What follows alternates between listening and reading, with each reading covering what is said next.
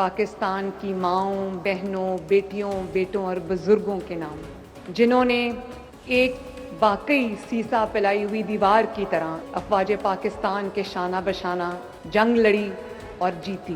وزیر اعلیٰ پنجاب مریم نواز شریف نے کہا ہے کہ میں وعدہ کرتی ہوں کہ عوام کی زندگی میں بہتری لانے کے لیے کوئی کسر نہیں چھوڑوں گی۔ عہد کرتے ہیں کہ پاکستان کو غربت سے آزاد کرانے کے لیے بھرپور کردار ادا کریں گے۔ اب غربت اور جہالت کے خلاف جنگ لڑیں گے۔ ملک کو بہتر بنانے کی جنگ ہوگی۔ فتنہ و فساد کے خلاف جنگ ہوگی۔ جنگ جیتنے کے لیے جنگی ساز و سامان نہیں بلکہ اللہ پر غیر متزلزل ایمان ضروری ہے۔ پاک فضائیہ نے رفیل مار گرائے تو کسی کو یقین نہیں آ رہا تھا۔ سیاسی طور پر تقسیم ہو کر لڑتے تو کبھی جنگ نہ جیت پاتے۔ مارکہ حق سے دنیا جان گئی کہ بنیان مرصوص کا مطلب کیا ہوتا ہے۔ یادگار مارکہ حق میوزیم اور پارک پروجیکٹ کی نقاب کشائی کی تقریب سے خطاب کرتے ہوئے مریم نواز نے کہا، دشمن کے رفیل طیار گرانے والوں کو قوم سلام پیش کرتی ہے۔ اپنے سپہ سالار بھائی فیلڈ مارشل عاصم منیر کو خراج تحسین پیش کرتے ہیں، جنہوں نے وار ٹائم لیڈرشپ کا اعلیٰ مظاہرہ کیا۔ اعلیٰ مظاہرہ کر کے پاکستان کو فتح سے ہمکنار کیا۔ یوم آزادی کا یہ دن پاکستانی قوم کے نام ہے۔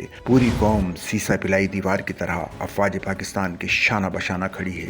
یوم آزادی کا دن ان ماؤں کے نام جو ماتھا چوم کر بیٹوں کو میدان جنگ میں بھیجتی ہیں۔ جوان بیٹوں کو رخصت کرنے والی ماؤں کو قوم، نواز شریف اور میں سر جھکا کر سلام عقیدت پیش کرتے ہیں۔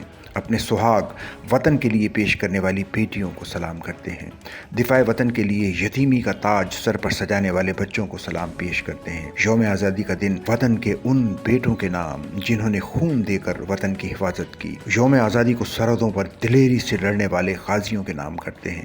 ہر سال یوم آزادی مناتے ہیں مگر مارکہ حق کی وجہ سے اس سال مزہ ہی اور ہے۔ ملک و قوم کی خدمت کا اعزاز ہر کسی کے نصیب میں نہیں ہوتا۔ بڑا عہدہ مل جائے نیت اچھی نہ ہو تو رسوائی ہوتی ہے۔ 2018 سے شروع ہونے والی تنزلی کا سفر ختم ہوا ہے۔ یہ مٹی بہت سرخیز ہے، تھوڑا سا پانی اور تھوڑی سی محنت مانگتی ہے۔ پاکستان نے اپنے سے 4